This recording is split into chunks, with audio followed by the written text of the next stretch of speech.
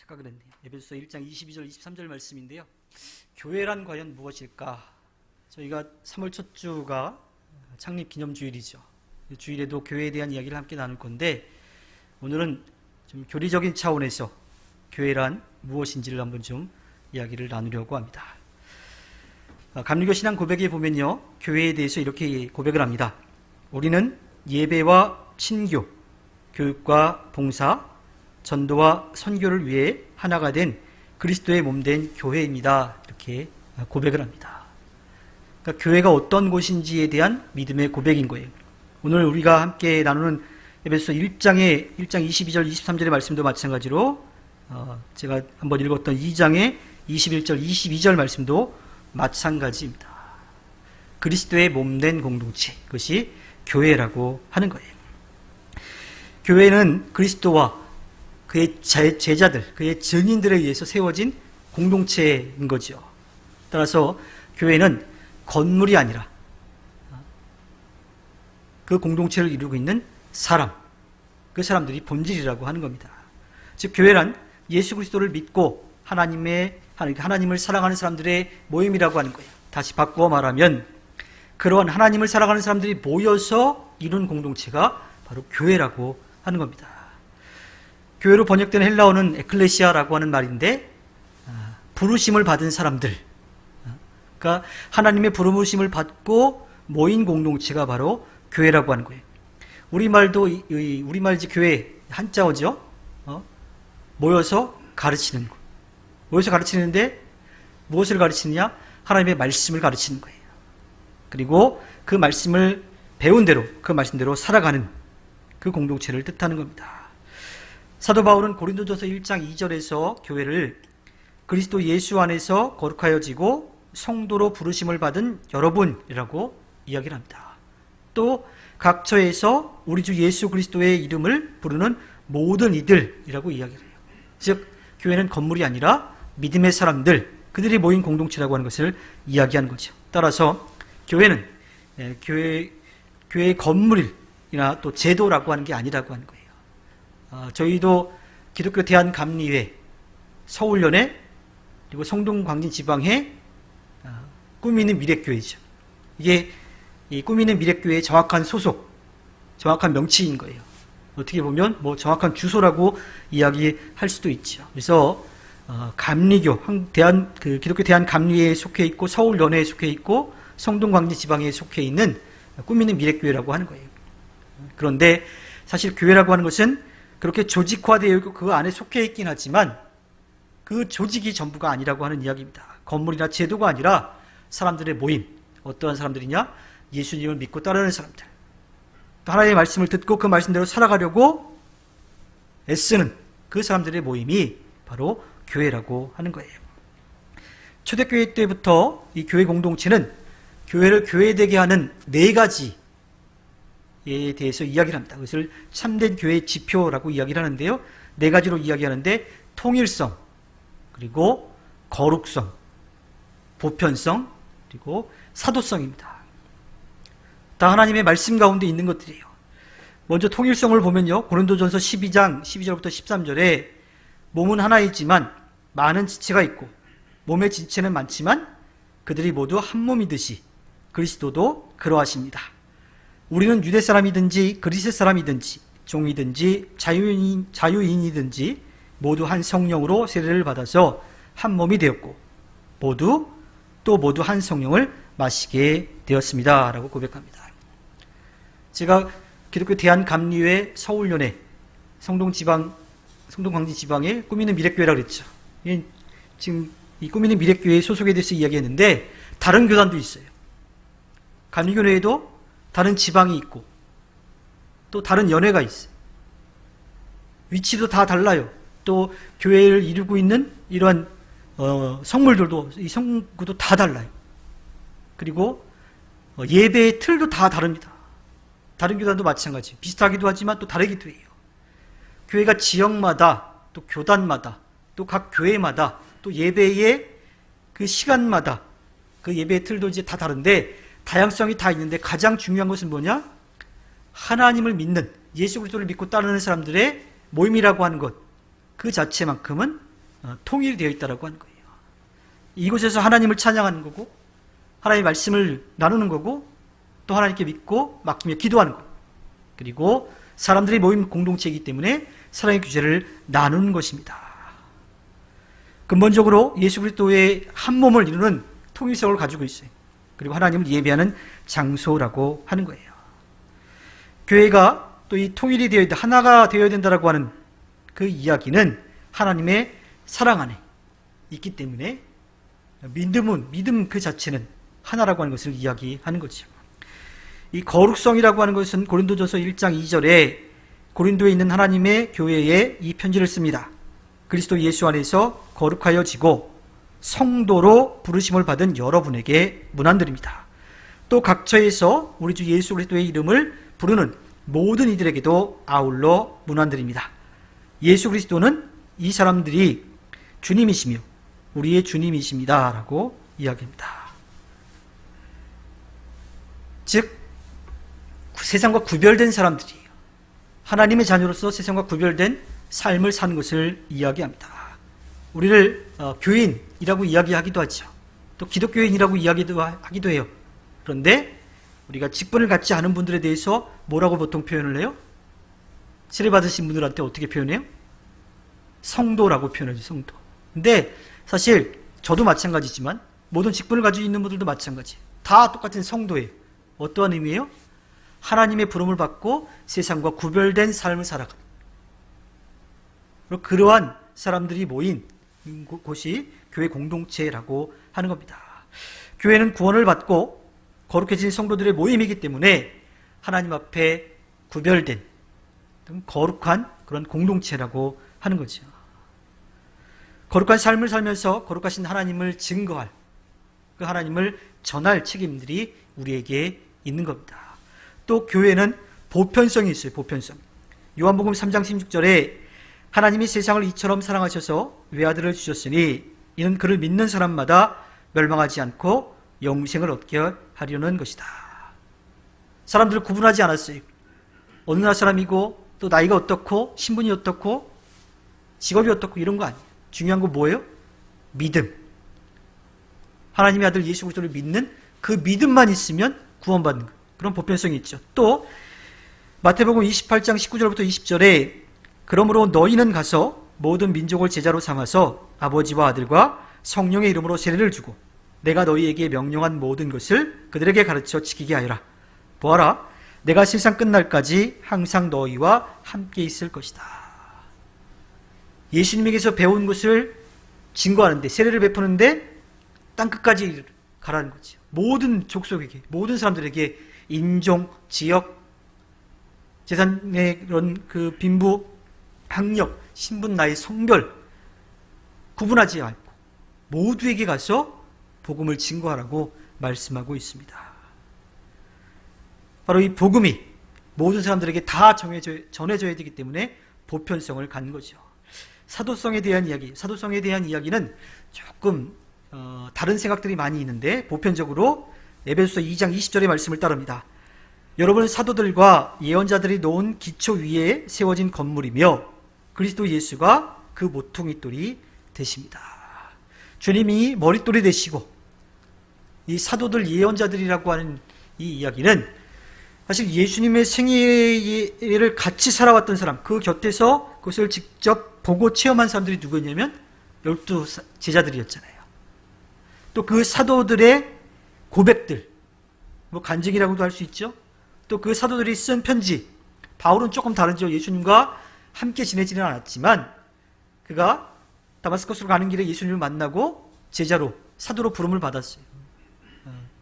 그래서 바울의 사도성에 대한 이야기들을 하기도 하는데 바울은 분명히 예수님을 만나고 그의 제자로서의 삶, 예수님을 증거하는 삶을 누구보다도 열심히 살았던 사람인 거죠. 자, 그들에 의해서 복음이 우리들에게 전해진 거예요.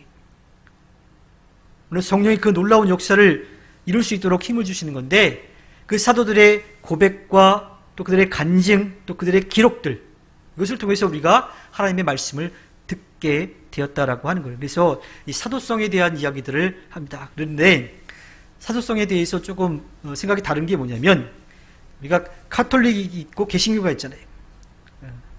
카톨릭은 그 사도성들의 전통을 쭉 따르면서 성인들에 대한 것들을 굉장히 많이 강조하죠. 그래서 세례명을 줄 때도 그 성인들의 이름으로 세례를 줍니다. 그 사도성을 굉장히 더 이제 중요하게 생각을 해요. 그리고 성례전이라고 하는 것도 그 성례도 7가지를 다 지킵니다. 뭐 태어나면서부터 영아세례 주는 것, 견진성사 하는 것, 또 성체, 이제 우리가 얘기하면 성례를 성만찬을 하는 것도 이야기하죠. 또 사도들이 이 사제들이 서품을 받는 것들, 신품성사 있고 결혼할 때 혼인성사, 또 고해성사 하는 것들, 그리고 병자성사, 아픈 사람들 치료해주는 것들도 다 성례의 하나로 보는 거죠. 근데 개신교는 그것에서 2가지만 성례로 지키고 있습니다. 꿈 있는 미래교회에서 행하는 것도 마찬가지죠. 세례와 성만찬. 이 2가지를 성례로 지키고 나머지는 하나 예식으로 그렇게 하고 있죠. 사도들이 지켜왔던 것들, 그 전통들을 어떻게 보느냐에 따라서 이 사도성에 대한 게 넓을 수도 있고 조금 좁을 수도 있다라고 하는 거예요. 이 종교개혁자들이 왜 나머지 성례를 이제 없애고 딱 2가지만 다 두었냐 하면, 교회의 지표를 하나님의 말씀에 두었고요. 그리고 또 세례와 성찬, 그 2가지만 있으면 된다고 생각을 했기 때문이에요. 우리 감리교회의 시작인 존 웨슬리 목사님은 이 종교개혁자들의 이 교회의 지표 2가지를 다 따릅니다. 하나님의 말씀을 듣고 그 말씀대로 살아가는 것, 그 믿음의 공동체를 이루어가는 것 중요하게 생각하고, 또 하나는 세례와 성례가 있어요. 성만찬이 있어요. 그리고 거기에 더해서 무엇을 이야기하냐면요, 신실한 신자들의 모임에 대해서도 이야기를 합니다. 교제를 나누는 걸 굉장히 중요하게 여겼어요. 저희도 이름을 조금 달리하게 했지만 같은 맥락이 뭐가 있냐면 속회가 있죠. 속회. 한때 밴드라고 하는 것, 셀 이런 것들이 굉장히 많이 이야기가 됐었는데 다 똑같은 거예요.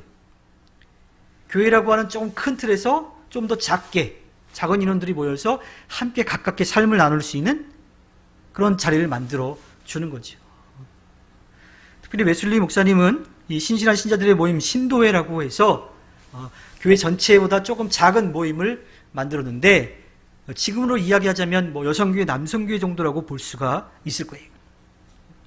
이런 경건의 모양뿐만 아니라 경건의 능력을 추구하는 모임으로 함께 기도하고 또 주어진 사명들을 함께 힘을 모아서 행하는 것들이죠. 그러니까 선교회들이 그 일들을 많이 감당하잖아요. 나이대로 나누기도 하고 지역별로 나누기도 하고 교회마다 좀 다른데, 그렇게 나누어진 그 작은 모임을 통해서 경건한 삶을 살아가도록, 또 맡겨진 사명을 감당하도록 했던 거죠. 그리고 그거보다 조금 작아진 것이 속회라고 하는 거예요. 제가 꿈 있는 미래교회에서 3월부터 이제 시작을 하려고 하는 것, 제가 이렇게 좀 너무 뭉뚱그려서 던져가지고 여러분들이 어떻게 진행을 하실지 모르겠지만, 3명, 동성끼리 또 비슷한 나이대끼리 3명이서 모이는 건데, 우선은 그렇게 함께 다 모일 수 있는 시간들이 좀 어려우니까 작은 모임을 가지면서 삶을 나누는 거죠. 그리고 함께 삶을 나누며 기도 제목도 나누고 기도하고, 또 제가 알아야 될 부분이 있으면 알려주시면 교회가 함께 기도하기도 하고요, 또 제가 기도하기도 하고, 그런 모임들이, 그래서 삶을 나누는 것, 그것을 웨슬리 목사님은 굉장히 중요하게 생각을 했습니다. 그리고 교회 공동체는 해야 될 일이 있어요. 그것은 뭐냐면 예수님께서 이 땅에서 하셨던 그 일들을 우리도 따라 해야 되는 거예요. 예수님께서 이 땅에서 보여주셨던 일, 마태복음 9장 35절과 36절에 나와 있습니다. 예수께서는 모든 도시와 마을을 두루 다니시면서 유대 사람의 여러 회당에서 가르치며 하늘나라의 복음을 선포하며 온갖 질병과 온갖 아픔을 고쳐주셨다. 예수께서 무리를 보시고 그들을 불쌍히 여기셨다. 그들은 마치 목자 없는 양과 같이 고생에 지쳐서 기운이 빠져 있었기 때문이다. 예수님이 이 땅 가운데 하셨던 일 4가지, 교육, 복음 전파, 또 병자치료, 구제라고 하는 겁니다. 교회 공동체는 이 네 가지를 분명하게 해 나가야만 하죠. 먼저는 교회는 가르치는 일을 해야 돼요. 무엇을 가르쳐야 되느냐? 하나님이 어떠한 분이신지를 가르쳐야 돼요. 또 하나님께서 우리들에게 무엇을 원하시는지도 가르쳐야 돼요. 또 우리가 그 하나님께서 원하시는 일을 위해서 우리가 어떻게 구원을 받는지 이것에 대해서 분명히 알아야만 합니다. 사실 이 외의 것들을 자꾸 이야기하고 그것들이 필요하다고 이야기하는 것은 사실 문제가 될 수가 있어요. 이단들이 어떠한 방법을 가지고 접근해 와요? 성경 공부하자고 접근해 와요. 근데 성경 공부 사실은 그 교회에 세워진 목회자들을 통해서 분명하게 충분히 배울 수가 있어요. 충분히 하나님의 말씀을 나눌 수가 있어요. 그런데 자꾸 그 외적으로 다른 데 더 좋다라고 하면서 좀 혹할 만한 이야기들을 가지고서 끌어가는 거죠. 제일 중요한 게 뭐냐면 교회 공동체에서 사랑과 믿음으로 하나가 되는 거, 하나가 되는 거. 하나가 되지 않고 자꾸 다르게 생각을 나누려고 하면 그것은 문제가 되는 거죠. 그래서 하나님에 대해서 또 하나님께서 우리들에게 원하시는 게 무엇인지를 아는 것. 그것이 우리 교회가 해야 될 일이라고 하는 겁니다. 그래서 교회는 어린아이부터 어른에 이르기까지 하나님의 말씀인 성경 그리고 흐트러지지 않는 하나의 중심된 신앙교육을 받아야만 하는 겁니다. 또 교회는 복음을 전하는 선교 활동을 해야 돼요. 땅끝까지 이르러 주님의 증인이 되라고 말씀하셨어요. 그런데 우리가 땅끝까지 가기가 참 어렵죠. 그것에 대한 비전을 품고 가시는 분도 있습니다. 어떤 분들은 딱 한 명, 어떤 분들은 자기 남편, 아내, 혹은 자녀, 딱 한 명만이라도 좀 구원하고 싶은 그러한 마음을 갖는 경우도 있어요. 이것은 크고 작고의 개념이 아니죠. 우리가 복음을 전하는 삶, 우리가 받은 그 은혜를 전하는 삶을 살아가야만 하는 겁니다. 방법에 있어서는 좀 다를 수 있어요. 어느 방법이 딱 맞다라고 이야기할 수 없습니다. 상황에 따라서, 대상에 따라서 그 방법은 분명히 달라질 수가 있지요. 또 교회는 치료 활동을 해야 돼요. 예수님은 아픈 사람들을 치료해 주셨어요. 우리도 아픈 사람들 있으면 함께 모여서 기도하지요. 우리가 치료하는 힘은 없지만 하나님께서 치료해 줄 것으로 믿고 맡기며 기도하는 일들을 해야 돼요. 또 달란트가 있다면 정말 아픈 몸들을 가서 상처를 꼬매주고 치료해 주는 것도 해야 되고 가장 중요한 것은 그들의 마음을 치료해 주는 상처난 그 마음들을 치료해 주는 그 일들을 해내야만 합니다. 그리고 선교 활동과 이어져서 영을 치료하는 그 일을 감당해야 되죠. 교회는 구제 활동도 해야 됩니다. 하나님께서 우리들에게 주신 것 감사와 기쁨으로 받아야 돼요. 그리고 그 받은 것을 어떻게 가치 있게 써야 돼. 가치 있게. 내 욕심만을 채우려는 것이 아니라 필요한 사람들이 있다면 나누는 마음이 있어야 돼. 내 억지로라든지 어떤 의무 때문에 어쩔 수 없이 할당이니까 하는 것이 아니라 정말 기쁜 마음으로 내 것을 기꺼이 내어주는 그러한 모습을 이야기하는 거지요. 교회는 이 세상에서 인정받지 못하고 가난하고 소외된 어려운 이웃들을 돌보는 마음이 꼭 필요합니다. 저도 마음에 두고 있었지만 지난 주일에 딱 만나자마자 저에게 우크라이나를 위한 헌금을 하고 싶다라고 이야기하더라고요. 네, 정말 감사했습니다. 아직까지 교단 차원에서 어떻게 한다라고 하는 것이 좀 이제 없긴 해요. 그런데 주중에 이제 제가 주보 보내드리면서 그렇게 광고를 하겠지만 지금 당장 아프고 힘든 사람들을 위한 그러한 섬기는 마음들도 함께 좀 나누려고 합니다. 이렇게 좀 구제 활동도 감사와 기쁨으로 해야만 합니다. 그리고 교회는 가장 중요한 것, 예배하는 공동체가 되어야만 합니다. 하나님의 이름을 높이는 찬양을 드려야 되고요. 하나님이 주신 귀한 말씀을 눈으로 읽든 귀로 듣든 기도하면서 내가 듣든 그 하나님의 말씀을 나누는 곳이 되어야 돼요. 또 하나님께서 응답해 주실 것을 믿고 맡기며 기도하는 곳이 되어야 합니다. 그리고 사람들이 모인 곳이기 때문에 사랑의 교제가 있어야 하는 겁니다. 가르치는 일, 복음을 전하는 일, 치료하는 일, 도움을 주는 일 모두가 하나님께서 우리들에게 그 힘을 주셔야 가능한 일이에요. 우리가 아무것도 없는데, 밑바탕도 없는데, 아무것도 없는데 그냥 할 수는 없어요. 우리에게 그렇게 채워주시는 그런 놀라운 역사를 경험하려면 하나님을 예배해야 되는 거예요. 예배 시간 지켜가지고 거기 출석하는 것을 이야기하지 않습니다. 하나님을 만나고 그 하나님이 주신 능력을 힘입어서 맡겨진 일을 감당해야만 합니다. 그리고 앞에서도 말씀을 드렸지만 이 모든 일을 할 때 모든 성도들이 한마음 한뜻이 되어서 기쁜 마음으로 섬겨야 돼요. 난 이렇게 해야 되고 난 이렇게 해야 되고 서로 그것만 이야기하다 보면 교회는 흔들릴 수밖에 없고 하나도 일이 될 수가 없어요. 아무리 좋은 일을 하더라도 서로가 한마음 한뜻이 되지 않으면 어쩌면 하지 않는 것이 더 나을지도 모릅니다. 그렇기 때문에 교회의 가장 중요한 것은 예배하는 거룩한 공동체, 하나님 찬양하고 말씀 나누고 기도하고 사랑의 교제를 나누는 것, 이것이 가장 중요한 것이에요.